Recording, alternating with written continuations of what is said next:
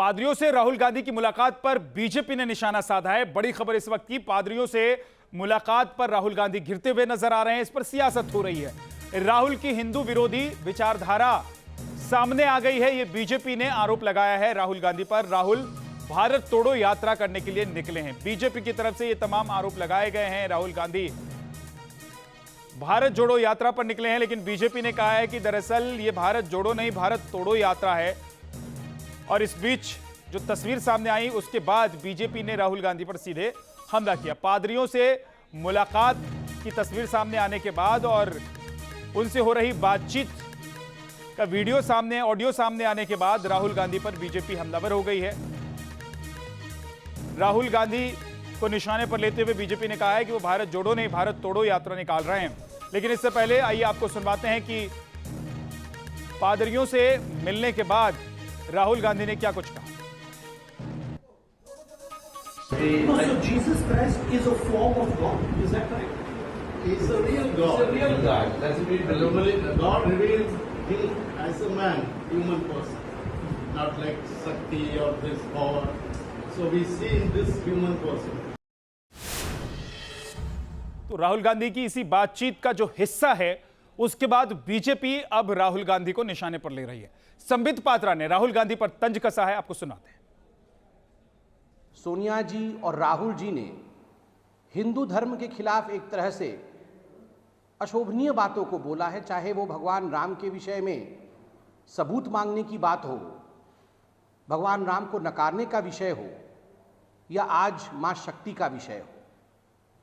कहीं ना कहीं राहुल गांधी और चुनाव, ठीक उसी समय उनको मंदिर मंदिर जाना होता है और एक स्वांग रचना होता है।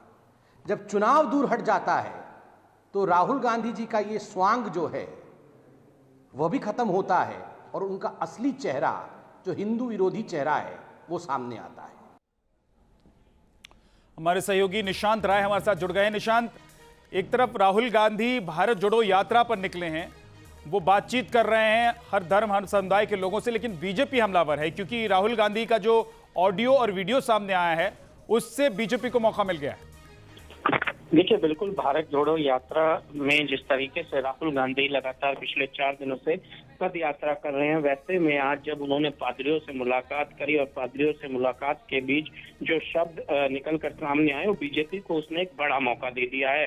और इसका पूरा फायदा उठाते हुए बीजेपी ने राहुल गांधी को कटघरे में खड़ा कर दिया है। बीजेपी ने सीधा राहुल गांधी पर निशाना साधते हुए कहा है कि दूसरों के तुष्टीकरण के लिए एक धर्म को नकारना ठीक नहीं है। और राहुल गांधी की हिंदू के प्रति जो नफरत है वो इससे झलकती है और ये मामला अब गुप्त नहीं रहा है। जी, बहुत बहुत शुक्रिया निशांत इस पूरी जानकारी के लिए आपका।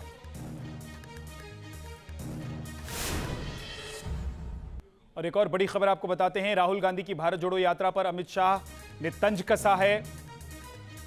जोधपुर दौरे पर पहुंचे अमित शाह ने राहुल गांधी पर तंज कसा है। उन्होंने कहा है कि विदेशी टी शर्ट पहनकर राहुल भारत जोड़ने के लिए निकले हैं। दरअसल राहुल गांधी अपनी यात्रा के दौरान टी शर्ट जो पहनकर निकले थे वो वायरल हुआ और उस पर सियासत होने लगी। अमित शाह ने क्या कहा, आपको सुनवाते हैं। अभी ये वो राहुल बाबा भारत जोड़ो यात्रा लेकर निकले हैं, विदेशी जर्सी पहनकर, विदेशी टी शर्ट पहनकर भारत जोड़ने निकले हैं। मित्रों, मैं उनको और कांग्रेसियों को उनका संसद का भाषण का एक वाक्य याद कराता हूं, भारत राष्ट्र है ही नहीं। अरे राहुल बाबा, किस किताब में पढ़े हो, किस किताब में पढ़े हो?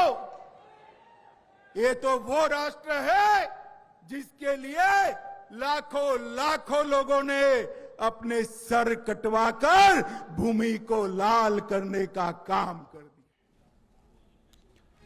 लाल सिंह फौजदार हमारे सहयोगी हमारे साथ जुड़ गए हैं। लाल सिंह, राजस्थान में भी चुनाव आने वाला है, माहौल बना हुआ है और इस बीच राहुल गांधी को लेकर अमित शाह ने जो कुछ बोला है वो क्या दिखा रहा है, उसके क्या मायने हैं राजस्थान में? देखिए विजयनाथ, अमित शाह का दौरा कई मायनों में है। हालांकि आज उन्होंने राहुल गांधी की यात्रा को लेकर तो और हमला किया ही है, लेकिन अशोक गहलोत पर भी जमकर हमला बोला है। उन्होंने कानून व्यवस्था को लेकर हमला बोला है। यहाँ तक कि अमित शाह ने ये भी कहा है कि लगातार जो दंगे राजस्थान में हो रहे हैं उसको संभालने में अशोक गहलोत फेल हो रहे हैं। लगातार जिस तरह मंदिर तोड़े जा रहे हैं, लगातार जिस तरह एक समुदाय विशेष पर हमला किया जा रहा है, सरपंच से जुदा यहाँ किए जा रहे हैं, कानून व्यवस्था पूरी तरह से फेल हो रही है। उन्होंने ये भी कहा है कि अगर अशोक गहलोत नहीं संभाल पा रहे हैं तो वो देते हैं सत्ता, क्योंकि आने वाले समय में जिस तरह का माहौल प्रदेश में बन रहा है, भारतीय जनता पार्टी की सरकार बनेगी।